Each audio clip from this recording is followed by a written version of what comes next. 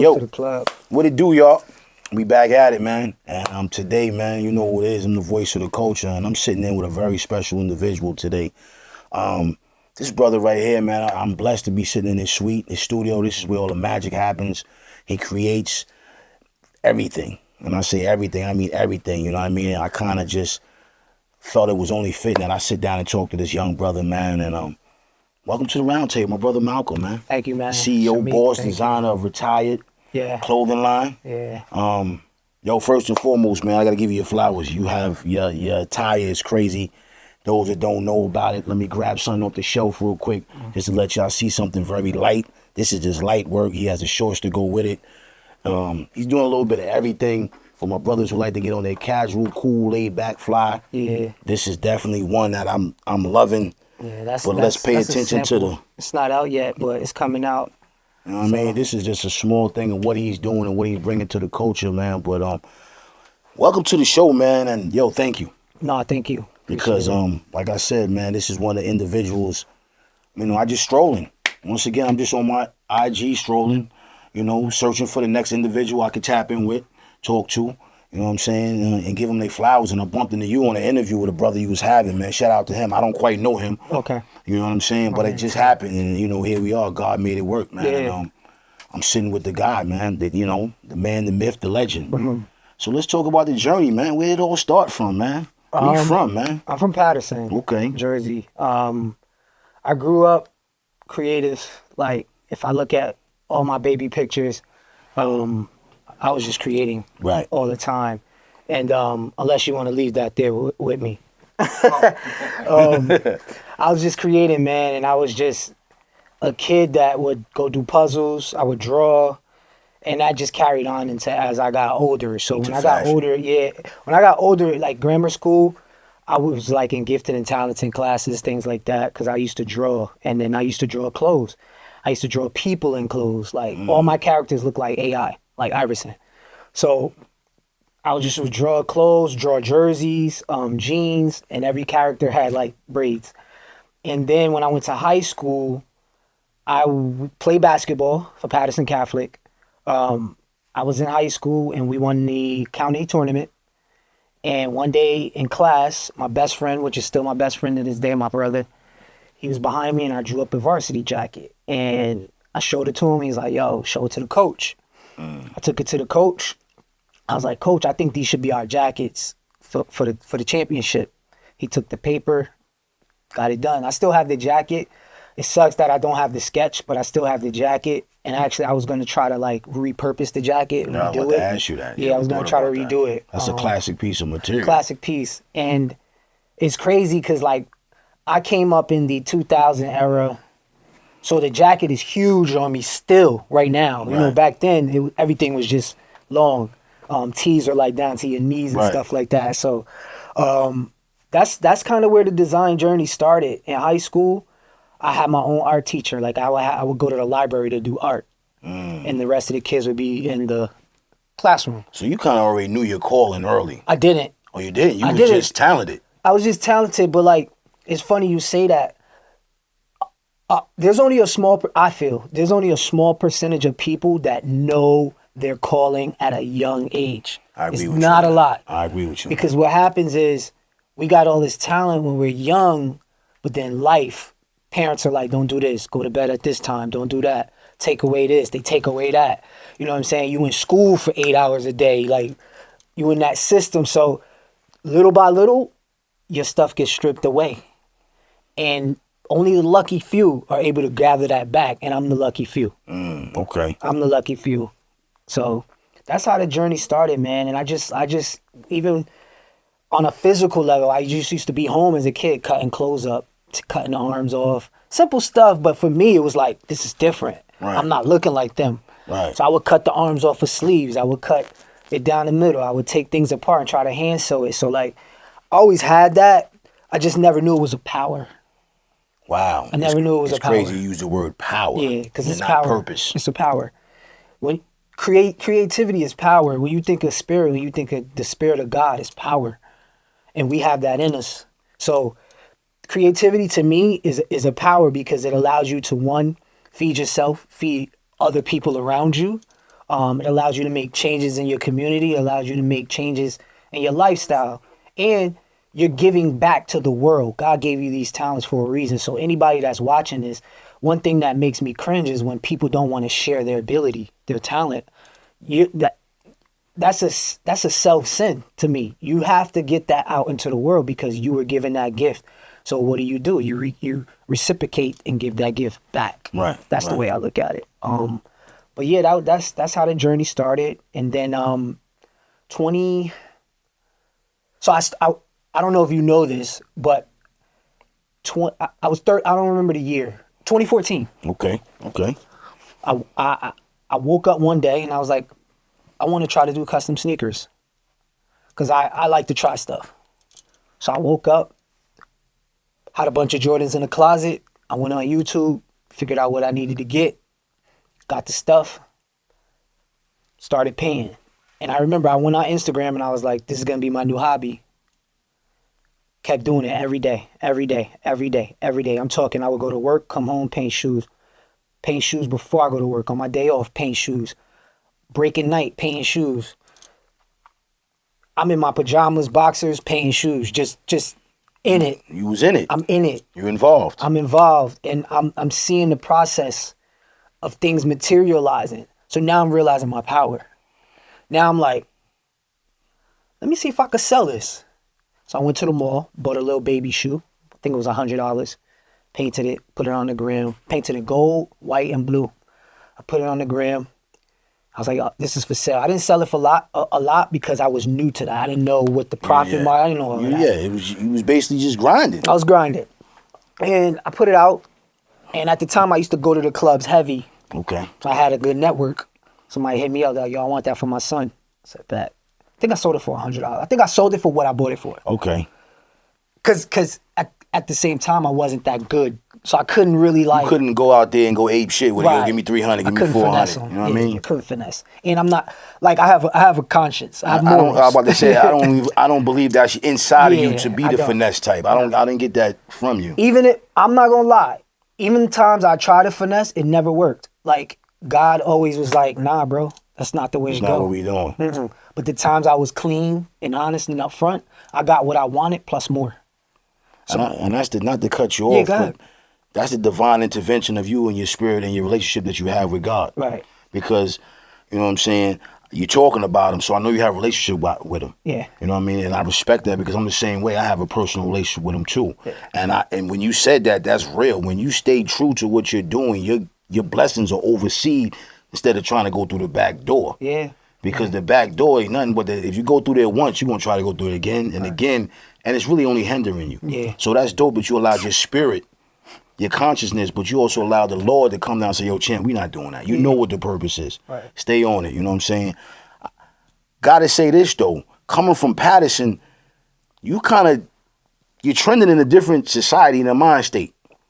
You know what I'm saying? Because the typical kids from Patterson ain't really thinking that. It's the streets. It's the hustle. Mm-hmm. It's the let me get this money. You know what I mean? Some live in a poverty situation. You didn't allow your surroundings. That's one thing I admire about you. You didn't allow your surroundings to dictate to you who you're going to be. Thank you, man. How was that going? Now, let's get back to the sneaker, but just to jump back into that, you stayed on your road, man. You know what I mean? 1, 2, I'm just not in, I was always I had a childhood. So, like, I had friends, we rode bikes. You wasn't forced to go, we got to go get this money. See, that's the difference. I was okay. You were blessed. Yeah, I was blessed. I was okay. My parents worked. I never seen them call out. I never seen, like, I had a realization with my pops. And, like, growing up, my pops been in my life my whole life. Him and my mother been married since I was born. They actually got married before I was born. Same here. Right? And as my pops has gotten older, I started really reflecting like, yo, this man is a good man. Like, he always was there. He never took a day off. I never seen him call out. I never seen him, like, put his hands on my mother. He never put his hands on me, ever.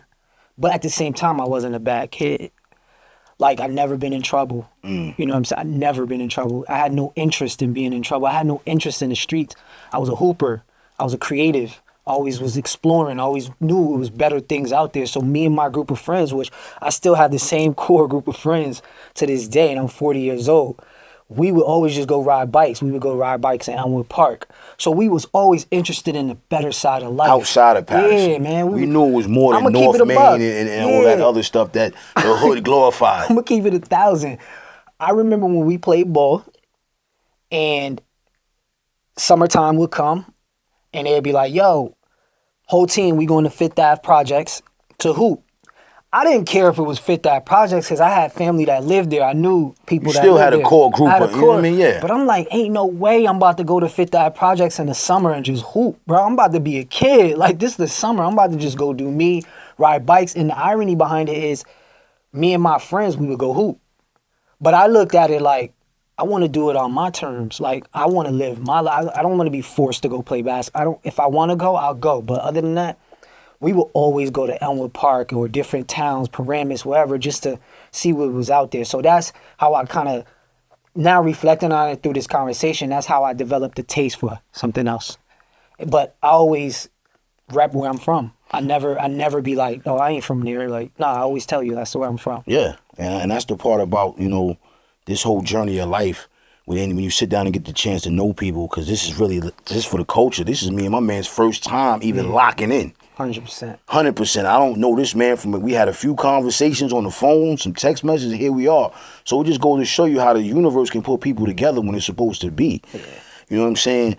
And sitting with you and talking with you, I realized that you wasn't. You know what I mean? Some people be so caught up in their surrounding that they lose themselves. You found yourself. You understood yourself. That's the word I'm looking for. You understood yourself. I'm a kid. Yeah. I want to live a kid's life. I don't have to put food on the table over here. We're not in a jam. We're not in a situation. And the people around me also, they might not be the exact same thing, because in my surrounding, I had two parents. Two of my friends had two parents, but then you had the other two that had one parent. But we were all the same. We all grew up in a house. Yeah. No one had to do the things. You know what I'm saying? And it makes you a better man now, because, you know, when I was texting you before, when we first got on, you was like, yo, I'm with my pops, whatever. And I was like, okay, that told me your character. I'm with my pops. I get back to you. Yeah. You know what I'm saying?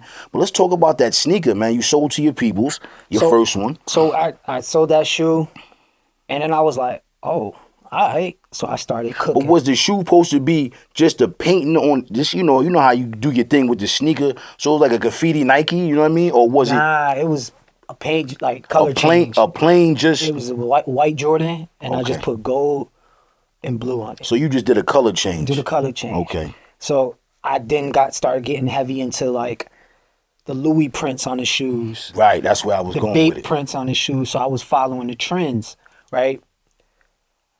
And I started gaining a little traction on IG. But then I had an epiphany.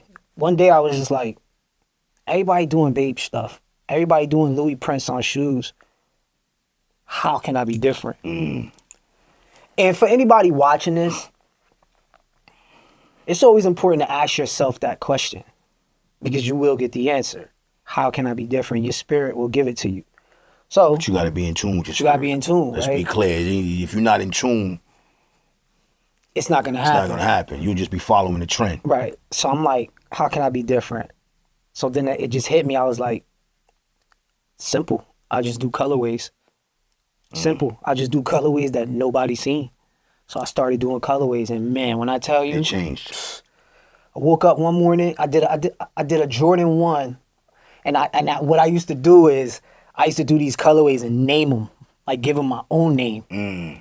So I did a Jordan 1, and I call it What the Legend, meaning I painted a Celtic green, Laker purple and yellow, Bulls red, black and white. What the Legend. Larry, Magic, and Jordan. Right. And then what I did was, thank you. And what I did was, I called my man, who's doing photography at the time. He still does. I was like, yo, I need you to shoot these for me, because somewhere in that time, I started realizing too, pardon me, like I needed better pictures. marketing is everything, right? You knew what was the next level. Yeah. So Spirit told me like, yo, holla at Antoine. So I hit Antoine. I'm like, yo, that's my man. I'm like, yo, I want to shoot these sneakers. Let's figure out a spot. Like we could go to maybe Edgewater or something. So we go down to Edgewater. We found this spot. It was just construction everywhere, just bricks and every piles of bricks, just messed up like everywhere. And it was a microwave. And I was like, yo, let's shoot the sneakers in the microwave. So we shot the sneakers, whatever. We did all these shots. Concept was you was cooking up. No, that wasn't it, but Okay. I'll take that, right? I mean, I'll take that. I'm here with the vision. You know what I mean? Or, even it could have just been like, yo, it's that heat, right? So See, there's different ways to look at Right. it. But with the microwave, it brings a different approaches. brings a different approach, and it's out the box. It's just not a shoe laying on the floor. Exactly. So I put it on there, and then I posted it. I woke up one day, and my phone was going crazy. Like I'm saying, like likes, follows, messages, like scrolling forever, just seeing all. I'm like, yo, what the hell just happened? So I'm trying to figure out like what's going on. I got people in my DM like, yo, can you make this? Can you do this? Come to find out, Hypebeast got a hold of that picture. I remember Hypebeast. And they posted it, and I'm telling you, it went up from there. And then one thing I realized is and still to this day, once one of these, it don't got to be sneaker blog, any blog. Once one of these blogs gets something, the rest, they jump history. right on. They jump right on. So Hypebeast came into fruition, boom, right? Then one day, I'm in Vegas at the Agenda Show. Agenda Show is basically a trade show. Okay. For fashion. You go there and you see what brands are coming out with the next season. And stores can go there and buy. Yep. Right? So I'm at Agenda because I used to work for my man at this spot called the Sneaker Studio. And actually, he's still my man to this day. I saw him last night. He actually gave me an opportunity to work with him. And that was the longest job I ever had. Like, I worked with him for like 10 years. And Sneaker Stadium. Sneaker Studio. Okay. It was in Passaic. So Okay. through working with him, I started traveling for work. So I started opening up to that. And Now you getting not to cut you off, but now you're getting inside the game. now I'm getting inside the game. Now I'm Getting the seeing a new blueprint. taste. I'm seeing a new taste. I'm seeing worldly things.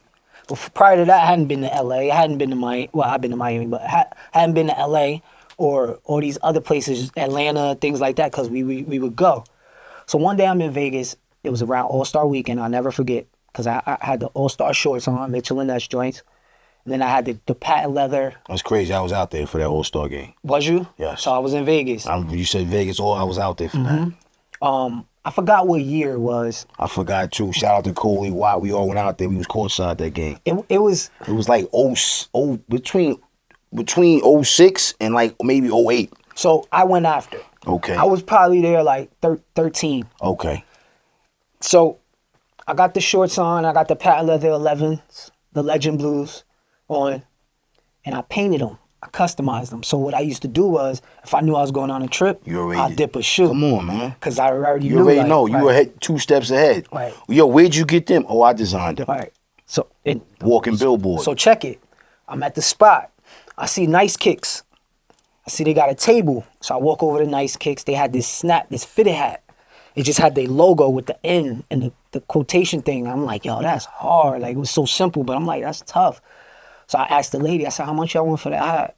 She looks at me, she's like, who are you? And I'm like, my name is Malcolm. I just want to know how much you want for that hat. She was like, oh no, they're for friends and family.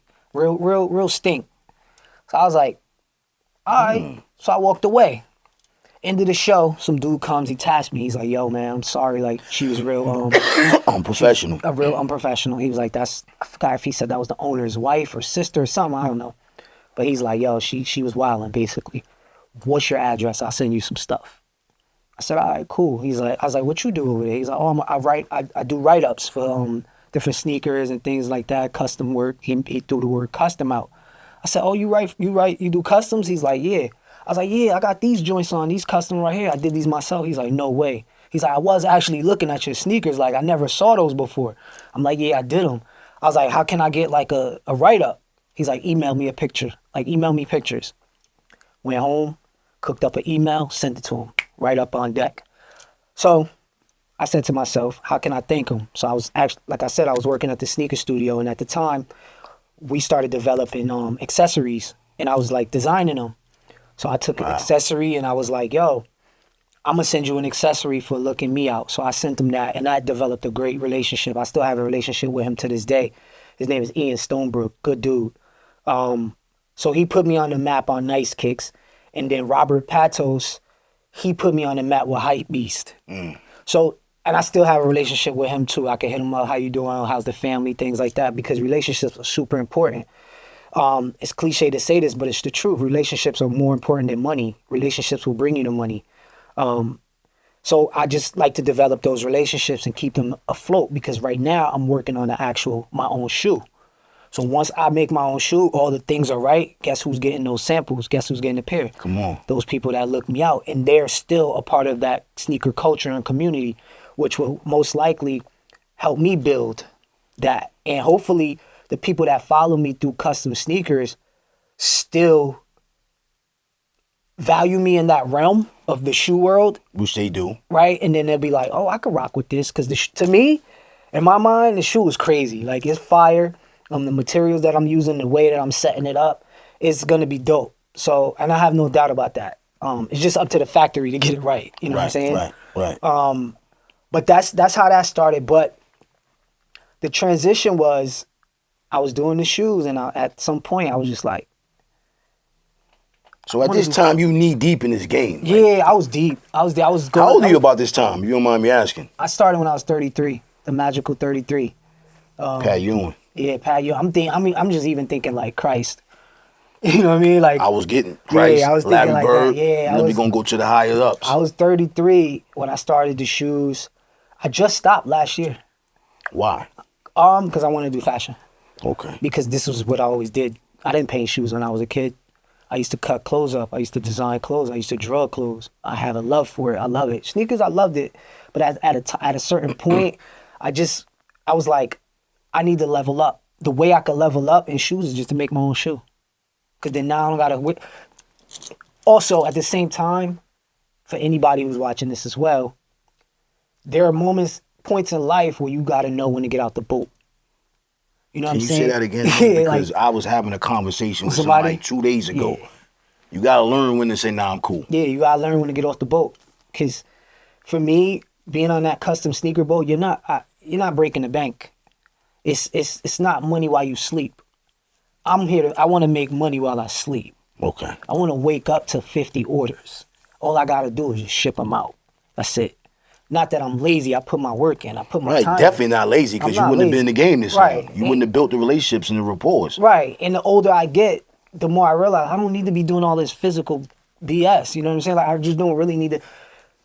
Painting custom shoes has really taken a toll on my body as well. Wow. You know See, what I I'm didn't. saying? You don't. Painting, We don't realize that part of the game. Realize that. We just see the sneaker and we just want to throw it on, look good, put an outfit together. Right. So it took a toll on my body, sitting, my neck, all that type of stuff. You know. Now we realize why they be charging you out the window. So I was like, I gotta pivot. I gotta give them what I really want to give them. So prior to that, I was in a relationship. And my ex-girlfriend left me because she just needed someone who was there for her.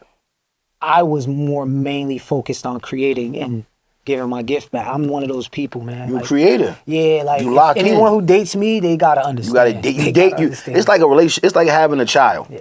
You dating a woman with a child. Yo, listen, she got a child. You can't just go over there and do what you want to do. You got to wait till it's the same thing. I get it. I respect it. Yeah. So she actually had a kid too, but we lived together, all of that, and she decided to make the move to go make on. the pivot. Right. I wasn't even mad at her. I understood. But I was hurt. I'm not gonna lie, I was hurt because I had developed a relationship with her son, and I was hurt because I wouldn't have that relationship because I'm so not. You was still being a man. Yeah, At the end of the day, you was being a man. And his dad was in his life. His dad was was a good dude. Right. But you still was there and y'all had a rapport. Yeah, and I love that little guy. You know what I'm saying? Honestly, after that relationship, looking back on it, I really feel like I met her to meet her son. Wow. Because that opened my eyes up to kids. Because prior to that, I was just like, kids. And you don't have kids of your own. Mm-hmm. Okay. But it opened my eyes up to a different type of love, I'll say that. Yeah. Right? Especially that when it's not that blood love. Yeah. It's really just conditional. It's a really unconditional love. Yeah. That's the really unconditional love. Right. And my love for her allowed me to really be there for him when he needed, right?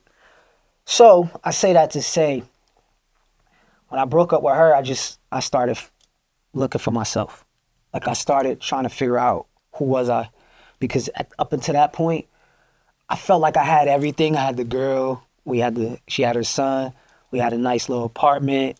I had my job. I had my side hustle. You were happy. I was good, right? I had come home to someone every night. She cooked. I cooked. You know what I'm saying? Like, I was like, yo, I'm good. I thought it was marriage, but she felt a different type of way. And I was just like, all right, what am I doing now? And I just moved into my studio on some like real artistry. And I just tapped into self. Now, it's funny you say that, because I'm going to ask you a question, because I just had this conversation with the brother I kicked it with last week. Mm-hmm. At that time, did you know your purpose? No. Mm-mm.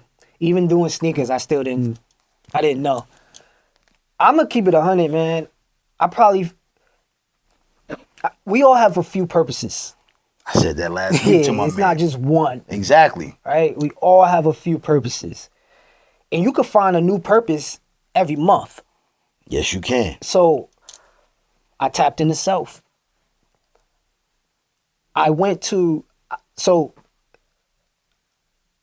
Prior to dating my ex-girl, I was diagnosed with diabetes.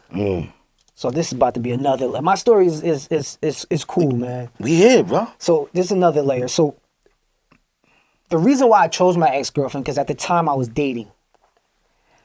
And I mentioned to her and the other two girls I was dating, I was like, yeah, I'm going to go vegan because I have this disease.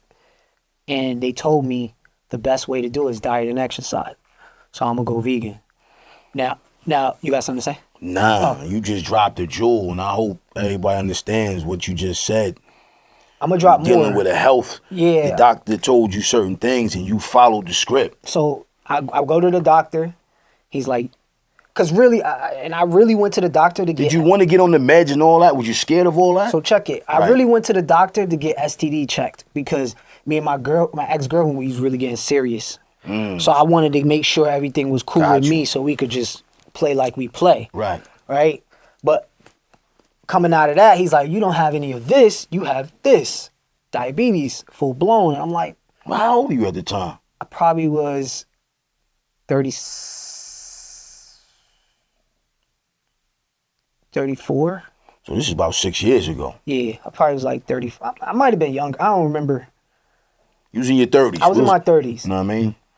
So he's like, yo, this is what you could do. Diet, exercise. So I go home. I text my man that I'm still good with today. My man Scud. He was the only person I text. This is how I know the spirit of God is there all the time. I go home, I text him. I don't text nobody else. I text him like, yo, doctor just said X, Y, Z. I'm about to change my life, blah, blah, blah. He's like, yo, check out these documentaries. So I'm like, how you know about this? He's like, oh, because I've been vegan for a year. I'm like, bro, we talk all the time. You never once mentioned this. But then I started realizing when we used to talk, and we used to talk about, like, yo, Chick-fil-A got a new burger. Shake Shack got this, blah, blah, blah. And then I realized it started slowing down. I didn't realize it started slowing down until he told me, yo, I went vegan. Because there would be times I would text him like, yo, Chick-fil-A sauce crazy, blah, blah, blah.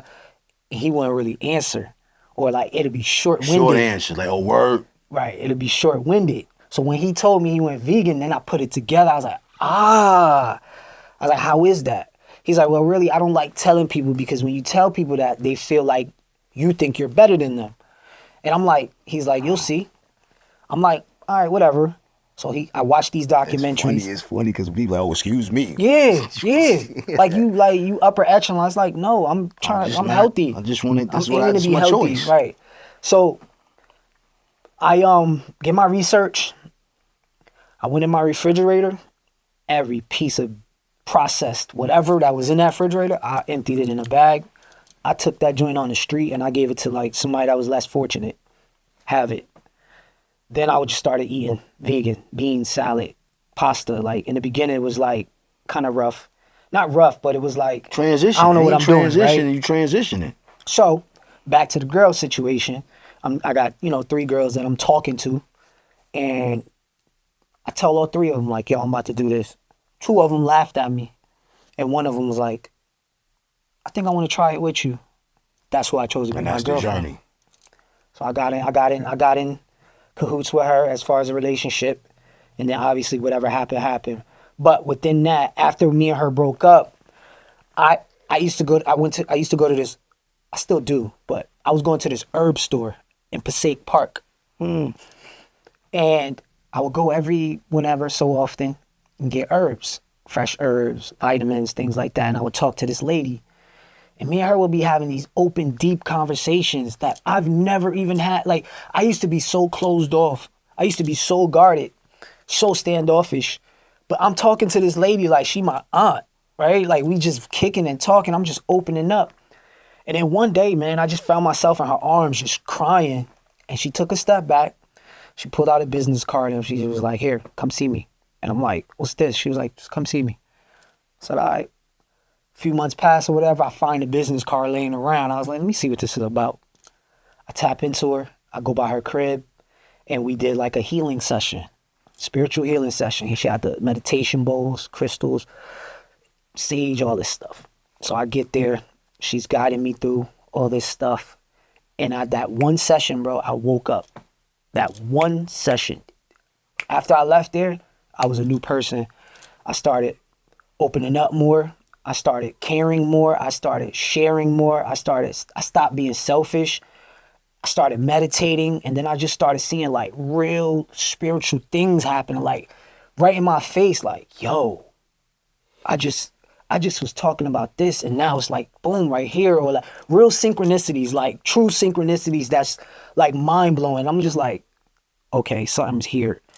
Then I started developing a more of a relationship with self and my spirit. And I eventually moved to Hoboken. And then Hoboken really shaped me into... Because it's a whole different melting pot. Whole different melting pot. And it was like close to the water, the city. So I would be in Hoboken just riding a bike. Getting the views. Getting the view. Things I did when I was a kid. It took you back to that. In my belief, and you might hear a lot of sages and a lot of like monks or Buddhists say this, but it's true. In order to really be happy in life, I feel like you really got to be a kid again. You really have to find a way to be a child, because a child's imagination is grand. And if your imagination is grand, everything funny to you, everything is exciting, everything is new and fresh to you. Granted, yeah, we have bills and all this other stuff, but who put those bills in front of us? We did. So when people complain, oh my God, I got all these bills, I'm stressing. You did that. Yeah. You did that. Yeah. That's why you stressing. So figure out how you can unstress. So that's what I did, man. I just really just was on some like, none of this really matters. It's cool. But I'm not going to let none of this, I'm not going to let a credit score stress me. Well, how I look letting a credit score, oh my God, my credit it's but you the one that allowed the credit score to get there. So now let's figure out how we going to fix it. And credit is easy to fix. Like you can fix that in a matter of time with all the technology and all the new stuff we have out here. It's easy to fix. So I'm like, I'm not letting that stress me. I'm going to get back to this. I'm going to get back to creating. I learned how to sew. I used to go to New York, sit next to a master tailor, Charlie from Africa. He actually went back home to Africa probably like a year ago.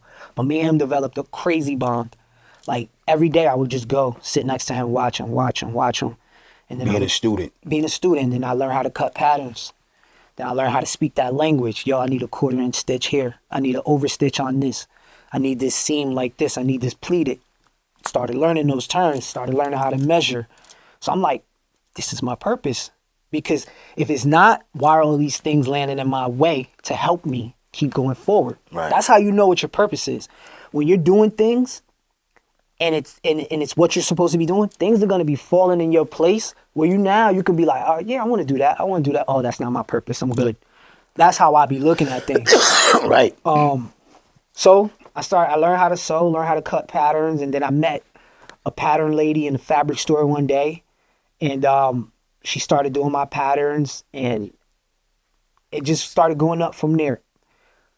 The way I started retiring from society was, like I said, through self-discovery, and I was just trying to figure out who I was, who my family was. Where did I come from? Where did this talent come from?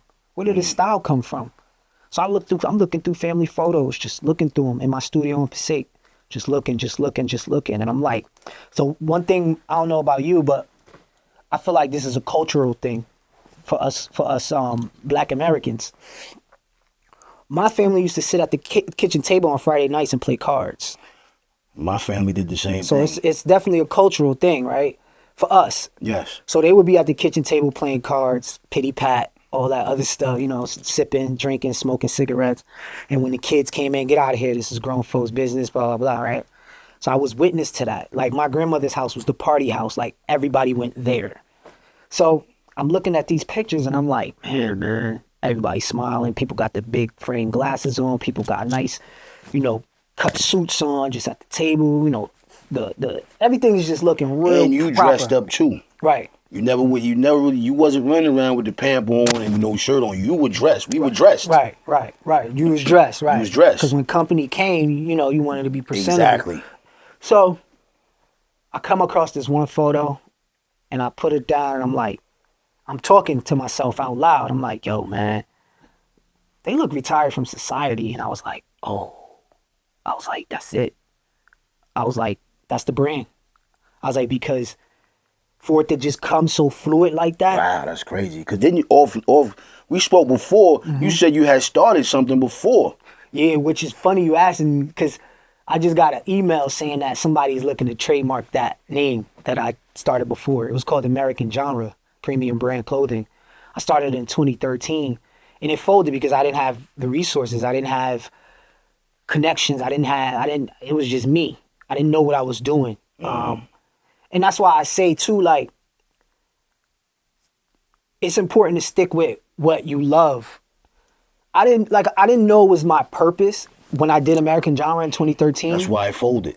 But it folded because I didn't know that, right? Exactly. But I knew creativity was my thing. Right. So I stuck with that. Right. Put it to the side, started the sneakers. Then when I got to a point where I grew 50, 60K followers. Kind of double back I said, to the essence. Right, let me go back and give them what I really want to give them. Because now I got the eyes. And it's easier for you now. Because you just said the name came just... like that.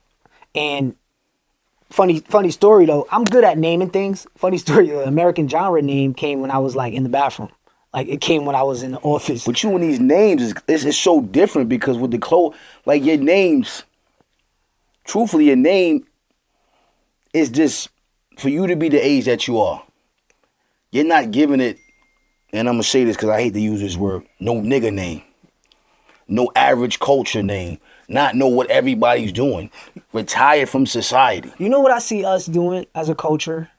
When people tell me, and I'm not saying there's anything wrong with this, and part of me wants to jump in and be like, yo, change that, but I can't because that's you. But what we do as a culture, what I notice is when we start brands, us as a culture, some of us, we try to name it kind of in the same vein as Dior's or Versace's. You try to fit in with the top-notch names, and why you just don't be yourself. Yeah, you gotta really just or even try to blend the gear with that. Yeah, we try to give it these French names and these names that's not even our culture. These brands.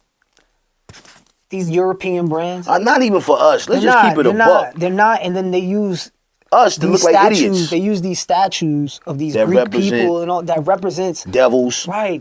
Come on, I'm in tune with you. The Versace head is come on, but you run around there. Oh, I'm a God fearing, but you wearing this shit they represent. Cause I'm like that. I'm not wearing no skull heads. I don't even know what some of these brands stand for, so I'm not wearing it based off that. I don't know what you stand for. I don't know what kind of energy is behind your brand. So you're an energy guy. I'm super energy guy. Right. Like, I don't know what kind of energy is behind that, right?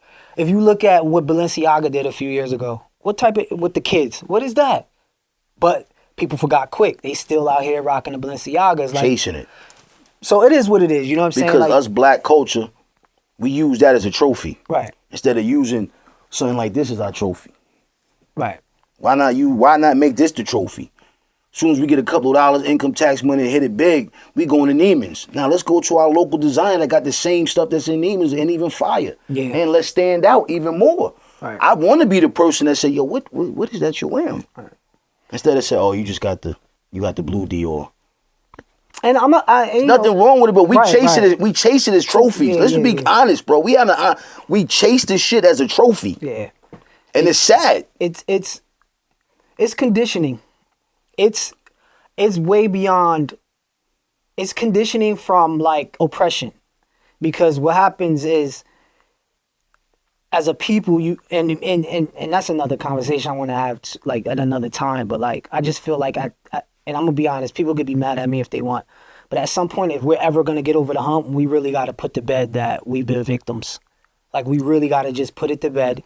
That's the way we're gonna get over the hump. I'm so far going with the white man holding me back story. Cause we holding each other back. Right. Like, yeah, they do little ticky-tack course. things, but at the same time, we have access to stuff now. Like, we do. We do. So if we able to just really actually get together and be like, yo, we could really run this, we can. Like, we can. And that's it goes back. That conversation will take us to another conversation. Right. I'm not gonna play victim. Right. You know what I'm saying? My ancestors, they were the victims. We are the people that's supposed to get them over the hump. Exactly. And we hold the key to get to the prize. That's it, man. Like, we are the ones that's supposed to take what happened to them and fuel it and turn it into the promised land. Look what I can do now. Right. Thank you for your blood, sweat, and tears. But we too busy playing the victim even to this day. Like, oh, we suffer for this. Bro, it's not that no more. And let's be clear, they don't know their purpose. Your purpose is to do what? Get a Dior? So, as soon as you get some money, that's your purpose? Right. So back to that, there's nothing wrong with wanting to buy these things, but understand what you're buying. Let's not trophyalize it. Yeah, that's what I'm going to say. I love to get fresh. Yeah, certain things, yes. But I'm not, yo, I got this money. Let me go. Yeah. No, because I know how to get fresh without that. And the clothes don't make me. I make myself. Let's be clear. Right. You can have all that shit on and be whack as shit. Yeah. And we've both seen it. Yeah. So it's just, come on. It's nothing wrong with wanting that stuff. But at the same time, understand what you're buying. Understand what you're putting on. Understand the energy that's behind it. So like with me, retired society from the old pictures of the family. It was a real authentic revelation. Like, and it's dope how you incorporated those old pictures into your Instagram when you laid out your outfits. Yes. When you laid out your brand, I saw you might have a couple of shirts, then you have a picture of the family. Yeah. Then you have this, then you have, you know what I mean? And I like that because it incorporates the story. Yeah, and I'm here to tell the stories my ancestors couldn't. I'm here to tell the stories that all the people that came before me in my family that got fly, but back in a different time frame, they couldn't tell these. They didn't have IG, they didn't have Facebook to say, yo, look at me, look at my fresh fit. They only got pictures, Polaroids. So I'm here to tell that story. And when I came up, when I received the download for that name, I'm like, yo, I said, I trademarked it right away. From society. Yeah, I trademarked it right away. And just the meaning that I gave behind it was basically based off the picture. The meaning behind retire from society, so you know what you're buying. It's basically just living a life that you want to live. And you don't care about judgment from society, because society is going to say, don't do this, don't do that. You should be married at this age. You should have a house by this age. You should be driving this car. You should be like, why are y'all putting all these things on me, on other people? Like, let people be who they want to be. Let people live how they want to live. That's why I say it's all right. If you want to buy certain designer things or certain things, don't glamorize it. And also don't idolize it. You know what I mean? Like, because all of these things can be gone in a minute. So just understand what you're buying. That's all I'm saying. I'm not saying don't buy it because it's your money at the end of the day. Just understand what you're buying. Understand what you're buying into. Some things hold value deeper than what it looks like. So yeah, the meaning behind retire from society is just living in a world where like you're not afraid of judgment. So you're gonna express yourself the way you want to express yourself, and the way you express yourself in a lot of cases is through what you wear. Exactly. So that's how that came about, man. And then, you know, I just hit the ground running, and more help came along, and then more things came along, and then everything just started getting a little bit better and better. And then I started developing different tastes, and I got linked up with different partners, and now we're here today. And I can honestly say, like, now I'm working on some spring drops, and I'm working on a collection called the Family Heirloom Collection, which will be my first collection for the brand. Doing these names. Yeah, well, I didn't come up with that name. I came up with the collection name of Grandma's Pearls. But why?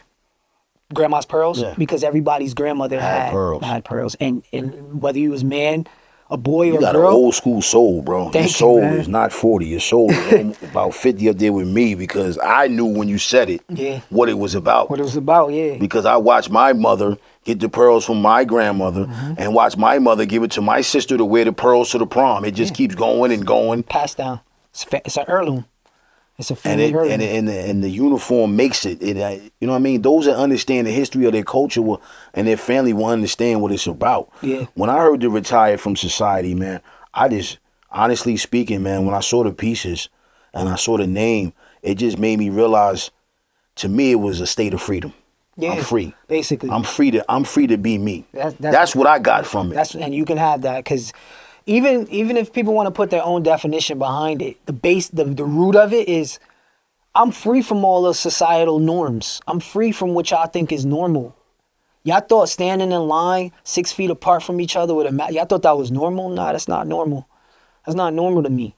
Right. We need human interaction. They try to take that away from us. That's not normal.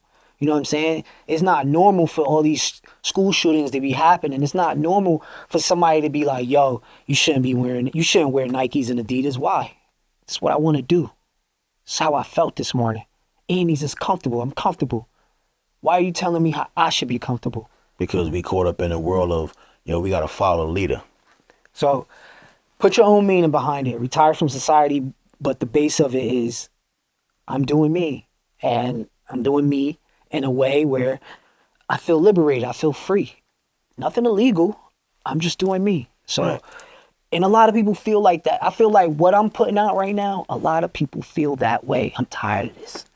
I'm tired of what's going on. That's why I reached out to you, bro, immediately. Like, when I saw it, when I heard you, honestly, it was, just for the culture to understand, I'm going to say it again. I saw the video before I even saw any of his outfits. But I listened, and it's just, I'm going to be honest, I'm a spiritual person, so it was just supposed to happen. Everybody's interview, I'm not just listening to on Instagram. Yeah. But just for some small reason, you didn't have nothing. It was no flash. It was no hoopla. Yeah, it was yeah. 2 black men talking. All right. And I just stopped and I listened. And, of course, he tagged you.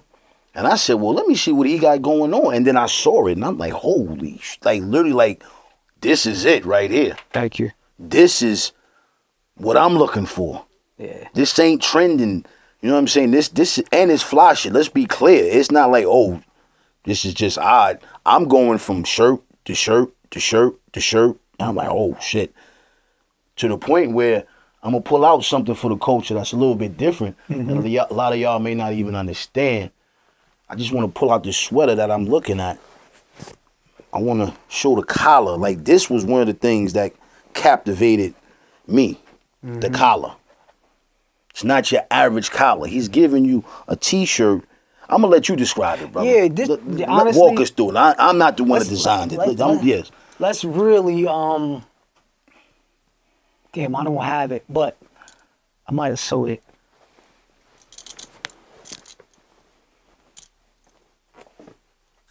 Yeah, I don't. All right, yeah. So let's do it. Let's do it on this.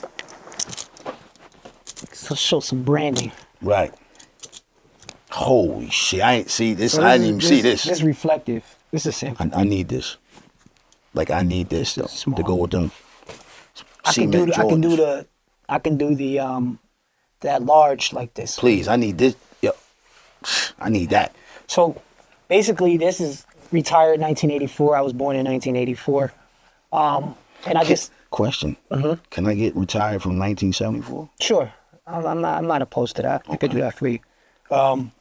But I just feel like I'm 80s born, 90s raised. And I feel like 90s, I'm a true 90s kid. Like I'm a true 90s kid. Like I dress 90s. I grew up on Martin and all that. So like the way Martin used to dress on his show. So vintage. Let's just for the So culture. vintage and Just so so culture vintage. driven. Yeah, see, I like stuff like that. You know what I mean? Stuff like They that. just to let you know he's not just talking. You know what I mean? If anybody really understands the history, they already know what this shoe is, what this boot is. You know what I'm saying? Yep. But go ahead, let's get to that collar. Like that Yeah. shit really captivated me, man. So yeah, we have a 2x2 rib collar. But why did you choose that on that type of branding? Because it's different, man. It's just It's so crazy, bro. The reason why is this. I can pull up to a barbecue with this, a cookout with this, and then I can go to dinner with this. I can go to a basketball game in this, and then I can go to a elegant affair in this, all because of this collar, and because of the quality of this shirt. You're Right? So that's one of the reasons why I chose it, and obviously the other reason is because it's different. Like Nobody you doing never seen this. So I was just like, how can I be different? That's always the question. How can I be different? Let me get this one. So I got this, and I just got this is the premium foundation. So I go with the word foundation. I don't go with essential or basics or whatever floats your boat. I go with foundation. Why? Because this brand started off the foundation of family. Like just trying to figure out what my foundation was. And in order to build something, in order to build a brand or to build a house or whatever, you need a foundation. So the foundation is retired, 1984. And I'm running with that because at the end of the day, Shit is fire, bro. thank you, bro. At the end of the day, man, everybody wants to reach retirement. Whether you're working or you just tired of BS out here. And you got the Everybody wants to shorts. retire. At the shorts. So it's just the reflective with the running R. In case you want to get your jog on or whatever the case may be. And you can just wear it as a set, as a fit. You know what I mean? You wear it as a fit.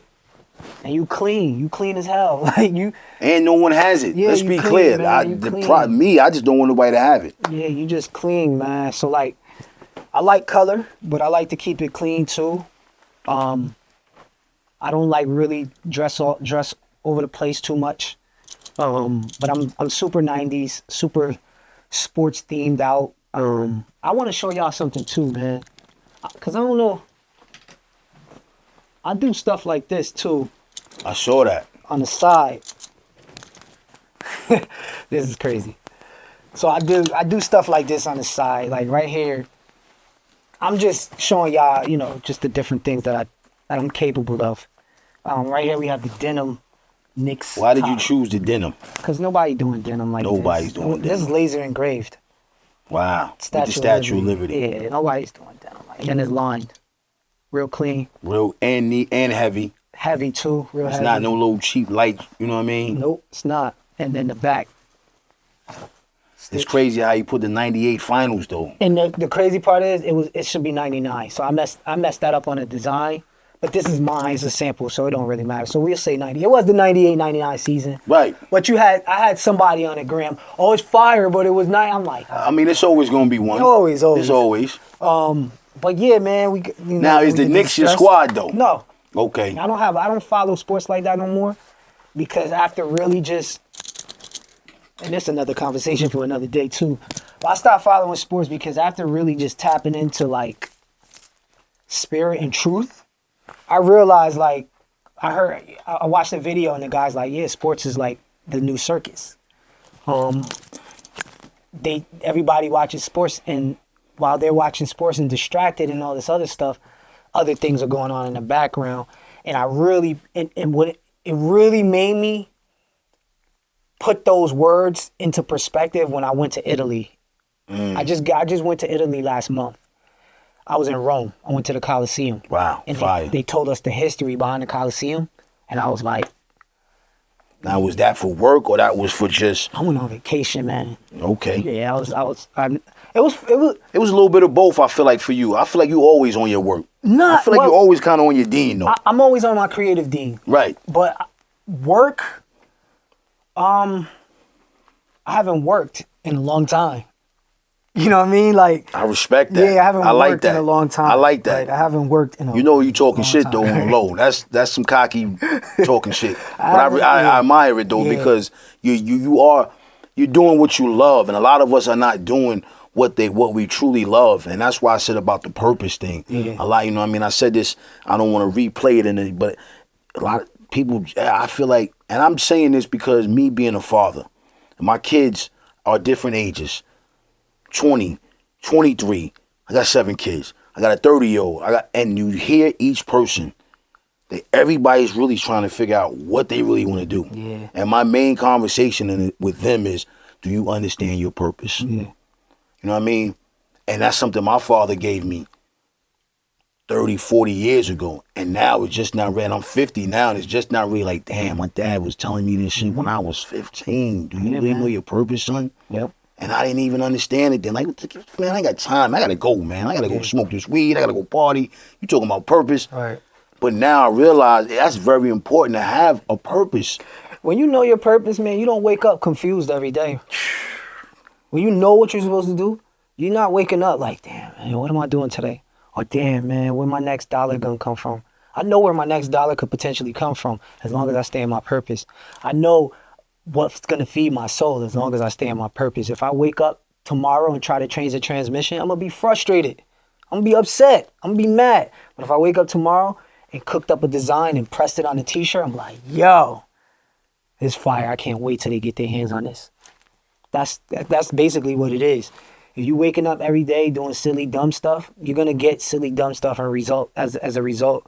But if you waking up every day putting little seeds in the pot, Little key word. He said seeds. little seeds. You ain't Little gotta seeds. make a garden in an hour. no, you're not. Nobody, not even, you can't even do that with a real garden. You know what I'm saying? So, and that's another, that's a perspective right there. A real garden takes a while to grow. And nature is handling that. And it also takes you to take your responsibility to take care of that. Right, to meet the universe halfway. Exactly. On watering that garden and feeding it the proper foods. Like, people just think they could just ask for something and it just magically appears. In some cases it might, but you got to realize. Those things be illusions at times. But at the same time, the way it magically appeared is because you planted those little seeds step by step and you didn't even know. You wasn't even aware of it. Every time I do something, I'm like, this could be the one. Or when I do something, I'm like, all right, this little victory right here, this might be it. I want to stop you for a minute. Mm-hmm. I'm going to look into the camera when I say what I'm about to say. Do y'all understand what my brother is sitting here really telling us? He's saying little things. And it's funny because I've been saying this for so long. Take small steps. Yeah. You stop trying to get to fucking the home run. Get to first base. Yeah. I feel like our society, our community, we just trying to hit home runs. And you fail 90% of the time, just think you're going to get it out the park every time. Yeah. Take the steps. Get the first, second, third. But you're looking at homeboy over here that, well, he did it. Maybe it was lined up for it, but you don't know his backstory. Yeah, you don't know how he did it. Let's be clear. You don't know how Everybody got a backstory. Right. We just don't always hear about the backstory. So we only see, last year I was in my mother's couch, but this year I'm in a mansion. Mm-hmm. Yeah, but for the past 30 years, he probably was in debt and in a hole. Yep. But he's not going to talk about that. Been crossed over. Shitted on. Backstabbed. Like, all that. Probably laid sleepless nights, no food. That's not the story. But for certain individuals, I'd rather that be my story. I'd rather be that. And I say this, it's not a story. You're giving us a testimony. I am, man. That's why I'm here. That's one of my purposes. Your clothing line is a testimony. Yeah. And truthfully, I feel like this is what it is, but I feel like this is what's really gonna allow me to tell the story. It is. Yeah, it's gonna that's my purpose. It's gonna allow me to be like, believe in God. It's gonna allow me to be like, believe in yourself. It's gonna allow me to keep saying. It's gonna allow me to keep saying, believe in God, keep saying, believe in yourself, and keep saying, meet the universe halfway. I beat diabetes.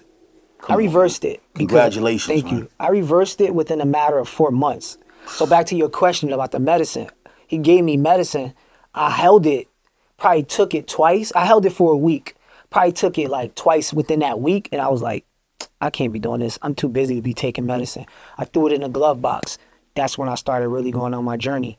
Being a vegan and learning juicing, learning herbs, learning what herbs help your immune system, learning how to fast, learning when to eat, when not to eat, learning different workout techniques. I mean, I could show you a before and after picture of me. It's two different people, but it's supposed to be, because I know that, yeah, it's supposed to be. Like, I know that while we're here, we're supposed to live many lives while we're here. You know what I'm saying? Like, I've lived many lives while I was a partier. I was a producer. Yo, I never heard nobody say that shit, Yeah, bro. we live many lives while you're here. Damn. I was a party person. I was a producer. I rapped. I did candles. You was a ball player. I was a ball player. Those are different lives while you're on Earth. Yeah, bro, those are different points and stages of life. Now you really got me thinking. Yeah, man, think about it. Like, when you think about it, and because I reflect a lot. I spend time in silence. I can go most of the day without no music, no nothing, just silence. And when you sit in silence by yourself and doing things, or even just in stillness, you learn a lot, man. You learn a lot about yourself, and learn a lot about situations that you're in. And shit that you're around. You're right. And people and things that you're around. You really start seeing stuff like, okay, this person only really taps in with me when they need something. Or this person always taps in with me. Let me check on them. I had a friend of mine. She sent me $25 during the pandemic, out of nowhere. I didn't even know me and her was that tight like that for her to be doing. I said, "What's this for? Do I owe you like a hat or something? Do I owe you something?" She said, "No, I figured you could use it." Right there, I said, "She's with me forever. I'm gonna rock with her forever. Friend or whatever it can turn out to be, she's with me." And I text her like, "Yo, man, I appreciate what you did for me, because I don't forget people who helped me. I try not to." You know what I'm saying? Like, a lot of people run around here getting a lot of help, and then they just dismiss the people that help them. Yo, it's crazy you said that. I just reached out to my man last night about 10 o'clock. Mad random. I had him did like 2 episodes prior to this. Yeah. And I just texted him and said, "Yo, I appreciate you, bro. Keep being great." Yeah, man. Random. It just, sunset hit him. Yeah. So it's crazy because it's funny sitting next to somebody that is lined up with things that you're at. Trust me, Because bro. I sit in my work truck in the morning, and I'm riding, doing my stop. Yo, I don't play no music. Yeah, I don't do none of that. For like the first, I start at 6:30, probably about 12 o'clock noonish is when I start tapping in with everybody. Yeah. Just for me to get that time to myself and realize, okay, think clear. Listen, you're dealing with your Lord and Savior, but let's be clear, you have to put in the work too. Yeah. It's like my self-therapy time to myself. I'm literally having conversations while I'm in the truck listening to GPS guiding me. You should be, man. And it's dope that it's good to hear other brothers that's even younger than me on that type of time. Yo, I wake up 4 or 5 in the morning sometimes 3. That's my time to be like, yo, it's me time. Because nobody's up. I'm chilling. I'm good. I could sit in silence for a half hour and not worry about nothing. Phone's off. Do not disturb. I can even put it on regular and nobody's going to bother me because it's 3, 4 in the morning. Then sometimes I'll come here in my studio and just sit in silence with maybe no lights on or one light and just really tap into myself. How's my day going to go? My day's going to be great. I up-talk myself. I uplift myself. Why? Why not? Why wouldn't I do that? Why wouldn't anybody else do that? I do that shit every morning. Yeah, and then people will come around and have the nerve to tell you, "Oh, be humble," or I'm very humble. At times, I'm super humble. More humble than I should be, but that's just who I am. I'm not going to be out here bragging, but at the same time, I know my value. I know my worth. I know what I'm bringing to the team. You know what I'm saying? So I'm solid with who I am. I know who I am. And I think that's what allows me to move freely because I know who I am. I'm not chasing after nobody. I don't care who you are. I'm not beasting you to put my clothes on. I'm not chasing you. If it happens to fall in my lap, then we'll take care of that opportunity. But other than that, I don't chase no man. I don't chase no woman. If you tell me to disappear, I disappear. Simple as that. You know what I'm saying? So I think people really need to really tap into themselves to understand that logic. Because once you tap into yourself, then you realize you got all the power you need. And any other thing that comes after that is either good or not, right? And you have the choice to choose. So that's just the way I look at it. And this journey has taught me a lot, especially just reflecting a lot. I reflect a lot, like me too. Lot, I've been doing that. Yeah, I reflect reflecting heavy, bro. A lot, to the point sometimes where I reflect. like, man, let me text such and such and say sorry. I reflect and might hit my sister up like, yo, and then I might be talking about something that happened 20 years ago. She's like, yo, what was you? I was like, yo, I might, you know what I mean? I might have been high when I hit her back, but it's the fact, you know, everybody has their own element, you know what I mean? And sometimes when I'm on my, you know what I mean, when I'm putting it in the air, my mind takes me back to things and conversations and moments and times. You know, I want to ask you this, man. It's 2025, man. Mm-hmm. What's driving you this year?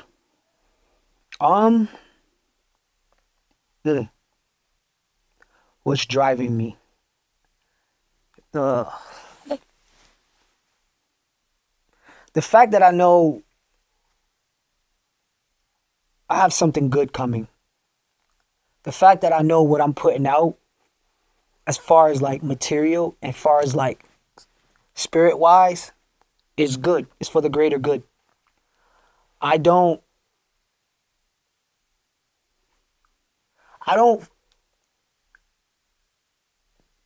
how could I put this? I like to choose my words wisely. I see that and I respect that. Instead of just saying anything, just to make it sound good. Yeah.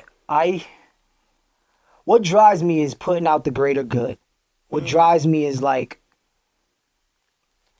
knowing I have something tangible that people can connect to on an emotional level. Knowing that the things that I speak and I say uplift people. I'm not the guy that you come to and be like, hey, I want to do this. And I'll be like, well, that's not going to work. I'm not that guy. I might be like, maybe you should try this. But I'm not going to flat out tell you like, nah, that's not going to work. Like, I'm a positive person. Like, I always uplift my people.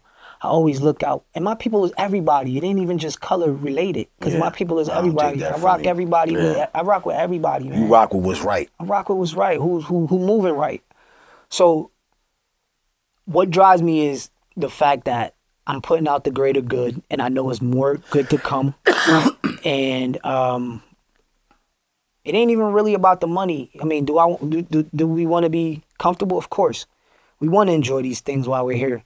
But I get more excited off the mock-up or the sample than I do when somebody buy it. Like when I first made that, I'm like, yo, this is simple, but it's crazy. That's how I am though. When I saw it, I'm like, it's simple, but it's crazy. It's crazy. It's crazy. I'm like, this is crazy. And then with the shorts, I'm like, this is an elite fit. This could be, it could be considered quiet luxury, or it could be considered streetwear 90s, casual sportswear, right? So knowing that the excitement is within the design and the sample, I get more excited off that. That's what also drives me as well. When people buy it, it feels more like you expect people to buy it. Because it's cool. I knew it's in a way that people gonna think you're being a cocky a little bit with that. No. But it's like, yo, that's the purpose of me doing what I do. Yeah. You expect people to watch. That's why you're doing this. You expect people to watch. You know what I'm saying? But I don't know you like that, but I could imagine like when you get a new guest and you talk to them and you have that initial conversation before this happens, you're excited. You're like, oh my God, I can't wait. I can't wait to. You see, I hit you like, yo, I have some stuff in the studio. Like, I want to see more. You know what I mean? Man. I want to capture that. Capture that because I feel so passionate about it. Yeah. Like when I saw you, excuse me, I was very passionate about making sure, yo, I gotta holler at him. Cause my thing is, I'm not afraid to hear somebody say, nah, I'm not interested. Yeah. It's okay with me, cool. It's a million other people. But I also want to be a part of something that's fire. I don't just want to be a part of something that's just, oh, that shit looks good. You know what I mean? You know what also drives, I just thought about this. What also drives me too is wanting my own. Like wanting to have my own, because for so long you give to other brands and you give to like other companies and you just giving and giving and you giving it. And at some point you just like, yo, I could do what they're doing. So why don't I put something out there? So that's what drives me too, just having my own. Like, it feels so good to wake up every day and be like, I'm wearing my own stuff, head to toe. Like, I'm not, but the only thing that's not mine is probably my underwear. And that'll change. That'll change eventually. So, like, that'll change when I get a customer for that. I feel like that's later on in the brand. Right. But that'll change as well. The only thing I don't is in my underwear and some socks. Other than that, I'm retired from society, draped down, and I wear it with pride. Is it a ceiling on retired from society? No, because I want to do home goods, couches, accessories. I even want to start like groups where like I feel like retired from society got the legs where it could just turn into like a movement of just a bunch of people standing for themselves, just standing proudly about their lifestyle and how they live within a legal way or within a tasteful way. Right. Because at the end of the day, I represent taste. I represent good aesthetic. I represent wellness. I represent all the gratitude. You're a very all grateful the good person. Yes, I am. Thank you, man. I just represent all of those things. So that's what the brand needs to show. It needs to show these good things instead of just not that it needs to show. What I should say is I'm looking for that customer who is into these things.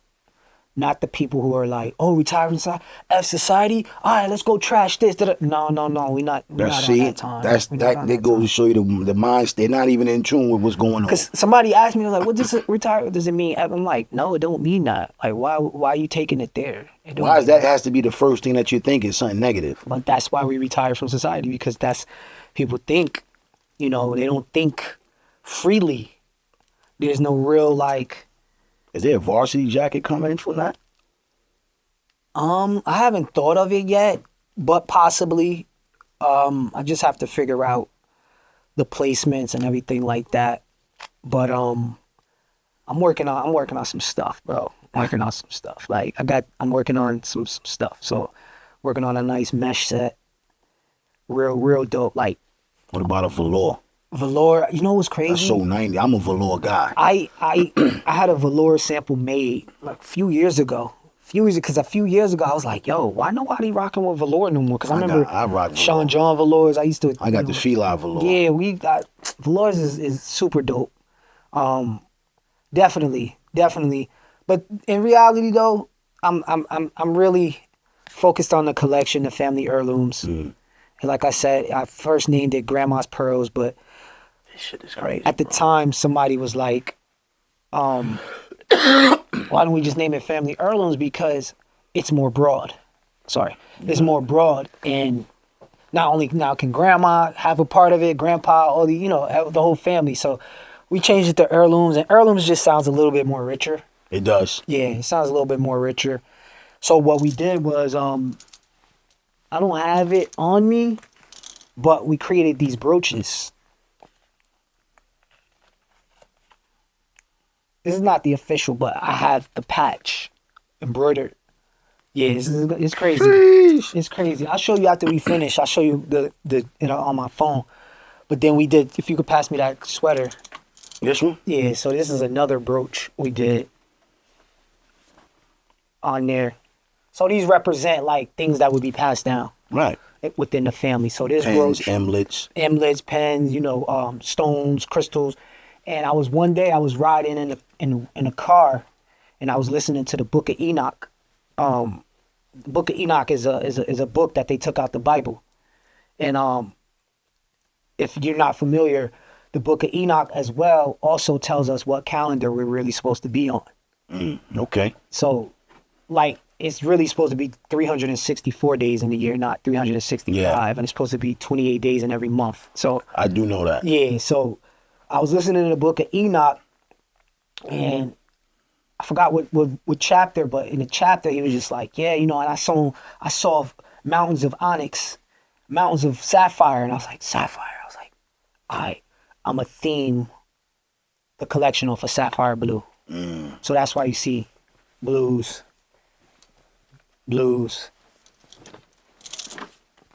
sapphires. That's why it's like that. That's why you see all these stones and things in blue, gold and whatever. Just real royalty, real rich, but real spiritual, real spirit driven, because that's where it came from.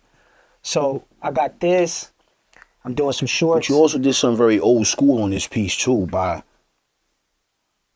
bringing like cardigan sweater vibe instead of just doing the rugby. Yeah. You know what I mean? The regular polo. You kind of brought it this is my opinion, clashing with the cardigan look, because I'm a cardigan guy. So when I first saw it, I thought it was a cardigan. Yeah. You know what I mean? I have to give credit too to my he's still with me but not fully, my former partner, and me and him actually cooked up like everything in this collection. I came to him with the ideas. He took that and ran with it and just did his thing. But like I said, my former partner Tanaka, he took a little step back, but he helped out a lot with a lot of the designs. We bumped heads together, not in a bad way. Yeah, you collabing. And we came up with a lot of good things. So it's dope, man. Like I said, keep tapping into like what you love, man, and doors gonna open, man. I just feel like this is the beginning. This is like this rookie season. You know what I'm saying? It's funny you said that, man, because I wanna come back. Oh. You know what I mean? I want to sit down with you again. I'm saying it out. Yeah. You know what I mean? And I want to revisit, because I feel like just kicking it with you now, we can sit. I'm gonna be honest. We can pick each other's brain forever. Yeah. And I respect that about you, because on the real, I'm learning a lot of things sitting with you, man. Thank you, man. And I sometimes I like to think I'm a philosopher. Sometimes. I mean, I just feel like, honestly, bro, you understand who you are. Yeah, and it's good to be around man. people that understand who they are, because a lot of people are dealing with identity crisis. Yeah. 1 week you this, 1 week you that. Figure out who you are and then come talk to me, because I don't know all these different people, and now I'm confused on who am I talking to today? You know what I'm saying? But it's a blessing to kick it with you, and I want to double back and, you know what I'm saying, see in a couple of months where a couple of things are going. You know what I mean? But I also want you to let the culture know how important it is to believe in yourself, because a lot of people are struggling with that. Man, self-belief is like it's a weapon. Because like I mentioned, when you believe in yourself and it exudes out of you, people are like, oh man, you know how many times I had the feeling of like, damn, bro, like when I was in certain situations, I had the feeling of like, damn, you know I got all this going on, but you gonna hide me? Like, you not gonna let the people know, like, yo, check this out? Or let the people that you're close, like, so I used to do custom, and I'm not gonna drop names, but I was doing custom sneakers, right? And I was nice. I was good. I was real good. Like, good enough to be on Nice Kicks and Hypebeast. So that just lets you know. Speaks for itself. Right. And a bunch of other, the top blogs, Kicks on Fire, all this stuff. I did interviews. I did podcasts off of doing sneakers. Years ago, we was doing paint and sips with custom sneakers. I started just seeing that last year. And that's another thing, like, there's so many times where I felt like, looking back, I was so ahead of the curve on things. Then when it finally hit, I was on to the next thing. And I'm like, dang, man. I kind of missed that one.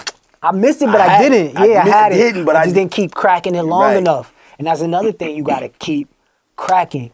That's why I asked you that question, because, all right. Yeah, keep cracking at it. And that's a lesson I learned. So we was going to do paint and sip tours. Me and my man Wes, he out in Oregon right now, but he's from New York. He's from the city. My man Wes Spots. I'll drop his name because this is in good light. Right. I'm saying his name, but my man Wes Spots, we was going on tour, but then the pandemic happened, so that shut down. I was doing influencer work for Mitchell and Ness, because what I was doing was I was painting these sneakers and matching them up with the jerseys. Right. The jerseys that I had already, because I grew up on jerseys. That's your era. Which explains why I make all this. Exactly. Because I'm true to that. And I feel like I can change sports fashion. I just feel that way. I feel like I can make it elevated better than what a lot of the things that I'm seeing. So basically, I feel like you can design uniforms. Of course. I designed some uniforms for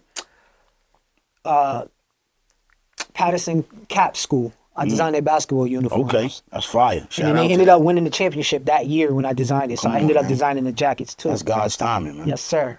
So I say that to say, I was doing the custom shoes, and one day I'm on Instagram, and then you got people that be like, yo, your time coming, yo, your time coming, yo, this, that, and the third. So you're like, yeah, yeah.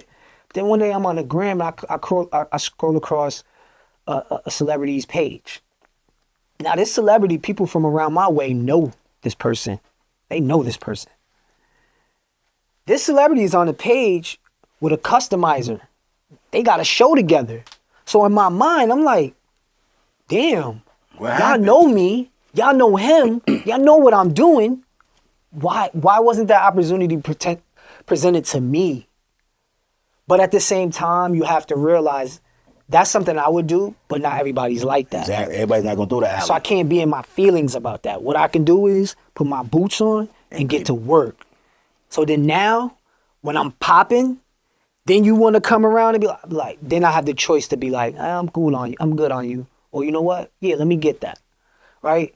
So I say that to say, when you believe in yourself and it shows, some people are so, I don't want to put this person on because they might outshine me. So let's keep him right here. So let's keep it here. That happens a lot with creatives.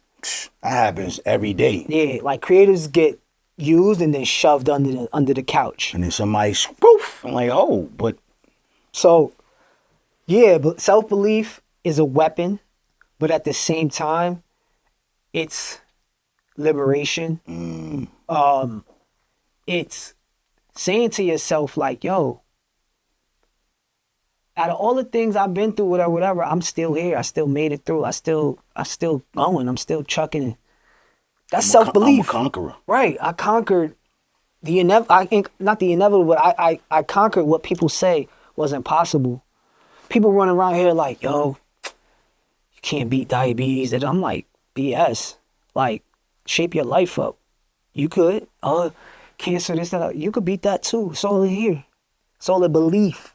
Yo, when you believe, anything can happen. Like, the most craziest things, you'd be like, yo, that really happened.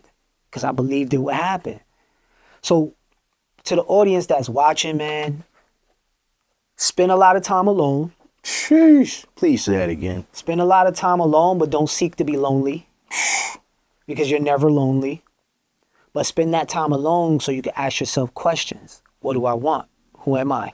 Where am I going? Who's the people that are around me? Like, what am I dealing with?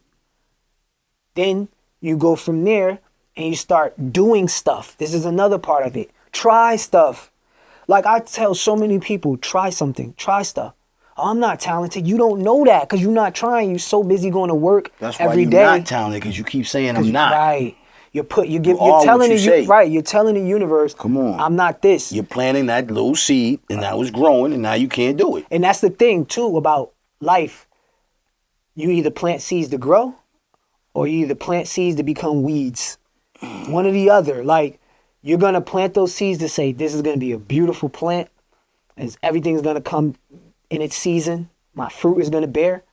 Or you plant those seeds that says I'm not this, I'm not that. I listen to people. When people talk to me, I be listening. I don't say nothing. I stay quiet. I even repeat what they say. So according to you, this is what you're saying. Right, that's how I am. I'm only going by what you said. What you're saying. This is what you said. According to you, you can't do this because of X. Well, did you ever look at it in this way? Damn, you right. I never looked at it like that. So you could do it. You know what? You're right.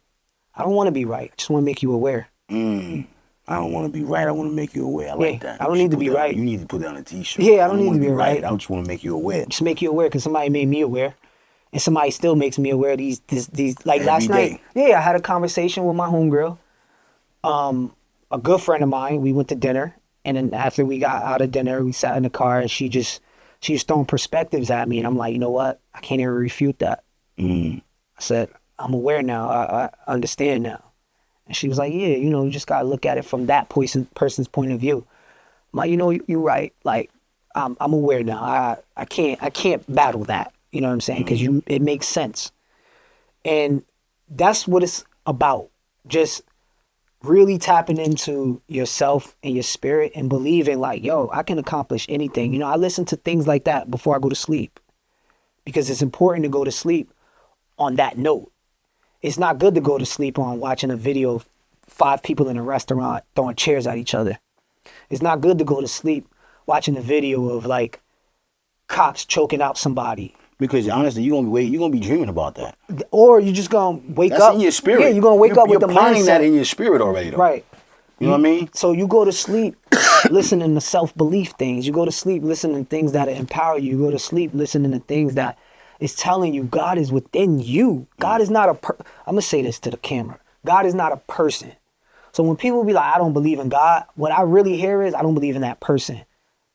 God is not a person, it's a spirit. The God spirit. Christ was the person. So you move with God's spirit in Christ's body.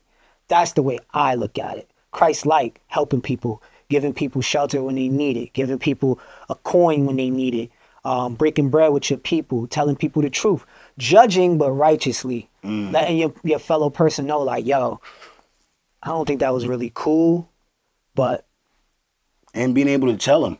And being able to tell them. Talk about it behind their back. Somebody else, right. You know what I mean? Because I'd rather give it to you, yo, listen, that shit was corny, bro. And if I can't tell you that, I'm not your man. Right. So, in that belief, that ultimate belief system is faith. That ultimate belief system is the spirit of God. Because if you believe that that spirit exists within you, anything is accomplishable. Like anything you could do, and you can move mountains. Like, trust me, man, I live proof of like certain situations where I'm just like, all right, this. You beat diabetes, champ, on your own. Yeah, man. And not with no medicine. No medicine.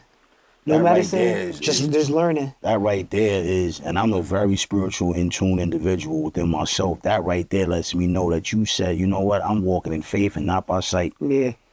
And God is my doctor, and not you. Right. I'm gonna take what you're saying and use some of it, but this medication, we're not doing that. When I went to the doctor for my second checkup, my numbers was down.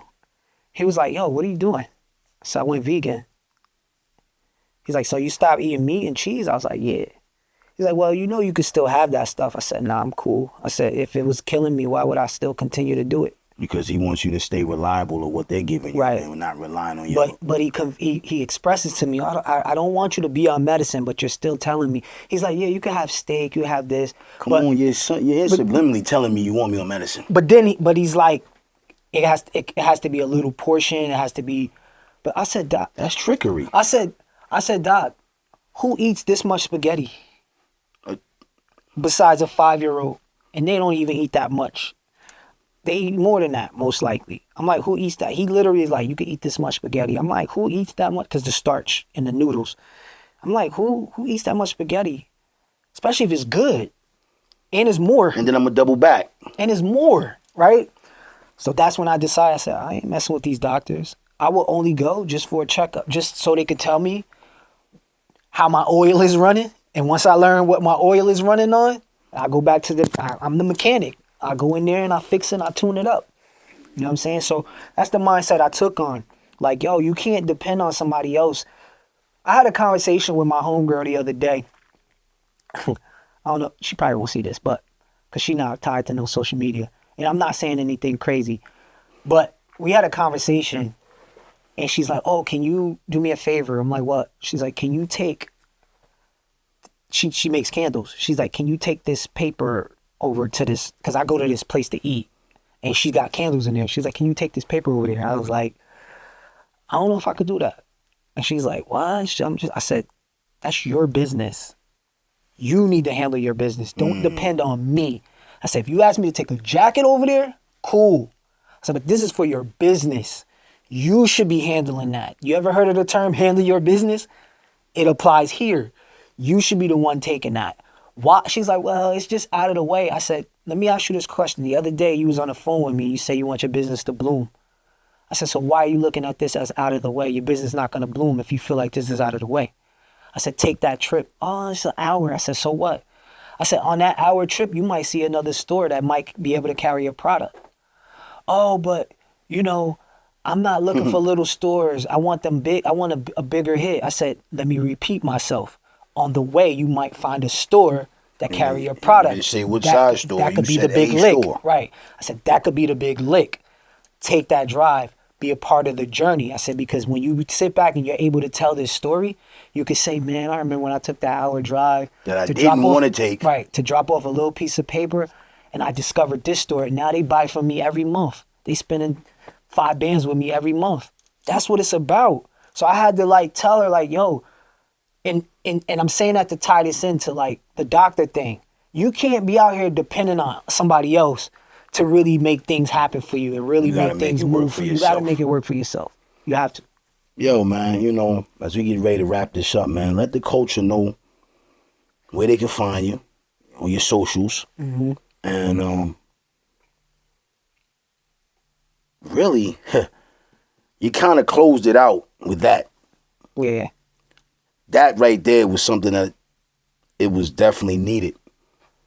Because as I'm listening to it, it's funny because I had that conversation with, I kind of talk at work with my coworkers. You're supposed to.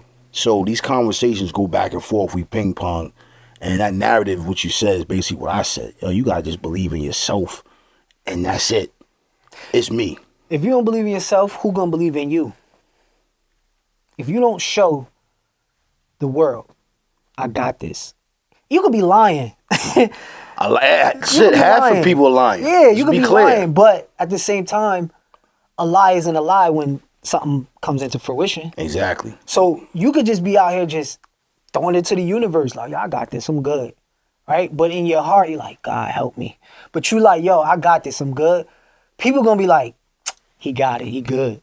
But if you like, yo, man, oh no, people gonna look at you like, man, wake up, bro. Why like, should I believe in it like, if you ain't believing in it? Right, like you going around here moping. Yeah, I can't subscribe I'm not to that. entertaining that, man. So that's just it, man. Believe in yourself 1,000%. Don't let nobody come into your vortex talking about, I know what's best for you. No, they don't. Nobody knows what's best for you. But you. Unless you only know what's best for you, I feel like, once you really start to really learn yourself. And don't understand your purpose. Right. Man. If you don't know yourself, really, which is fine, because like I didn't find myself until I was 34, 35, 36. So it's no age bracket. It's really just taking the time out to really do the homework for yourself. That's what it's about, man. You can find yourself at 15. Right. As long as the coach will know, man. Yeah, as long as you put that work in. Man. You know what I'm saying? Like, you could find yourself at 80. It's a little tougher, but because you're set in a lot of ways, but at the same time, you still can do it if you're interested in doing it. And if you want to do that's it. That's it, man. That's Let it. the coach know, for those that's not following, where they can see anything, your page, follow you, get in tune with you, tap in with you. Please let them know, man. That's very important. They get a piece of this, man. You can find me on Instagram at Retired from Society TM. You can find me on Pinterest, Retired from Society. I love Pinterest, so you can find me up there. I'm on TikTok at RFS Brands. The page is not really too active. I'm actually getting a social media man. I have one. So we're gonna be really fine tuning that page up. You got a website? My website is retiredfromsociety.com. Real simple, real clean website. Very interactive. Pictures change and things move, so you have fun just looking at stuff. Facebook, Retired from Society. And then my personal page is at Malcolm Garrett, where I do like the custom Knicks stuff, corduroy jerseys. I've been doing corduroy jerseys for like the last couple of years. And that's one of the things where I'm like, keep going until it cracks. Cause I'm not going to stop that. Like I'm just keep going like till it cracks. And that's pretty much it, man. If you want to sign up for our mailing list, it's info@retiredfromsociety.com. You can sign up for our mailing list there to see when the new collection is coming out, family heirlooms. And then, I have a bunch of other different drops coming as well. The gym set that you saw. And that's pretty much it, man. And I got a sneaker on the way. And I'm just all the way tapped in. I'm tapped into purpose. I'm tapped into myself. I'm tapped into those that surround me. I'm tapped into you guys because I'm actually here to deliver this message to you guys as well, whoever's watching. And I just hope that everyone who heard this interview or saw it, you take everything that I say and apply it to your life in the way you need to apply it to your life. Don't do it the way I did it. Just do it the way you feel is comfortable for you. And stay around good people, man. Stay around. Before I go, I observed geese. And one thing I know about geese, and birds in general, is they never leave each other. You see geese crossing the road, guess what? They're in formation. They're going to wait till that last geese gets over the road. And I say that in birds too. They fly together. In the morning, all the crows are out eating together. When you throw bread down, guess what? One pigeon comes. I don't know if they do a call, but the rest come following and eat together. I say that to say, stay around good people. Stay around your flock. Stay around people who want to break bread with you. Stay around people who will help you cross the road. Because that is very important. If you don't stay around those type of people, you will find yourself out here chasing. And you might chase the wrong things. And you might end up in a situation that is detrimental for your mental health and your physical health. So that's my message for today. It's more than just clothes. It's more than just looking good or looking fly. I'm a very deep individual, I think. But at the same time, I do like nice stuff. I do like nice things because I'm here to enjoy those things through the human experience. We live many times while we're here. And we will live many times after we leave. Our spirits are in other places. Our spirits, I said this to somebody the other day. What do you think is the thing that says, man, I wish I was in Florida right now? It's your spirit. All you got to do is just wake up in the morning and put the steps to get there, to meet your other spirit there. We have different spiritual bodies. So some of your spirit is like, I want to be free over here, but the other half of your spirit is locked in this cage, in this body. The body is the cage. It's locked in this body going to work, doing this, doing that, being a citizen of society. I encourage everybody to tap into that other part of your spirit to say, you know what? I want to be in Florida. Let me get there. And that's my message today.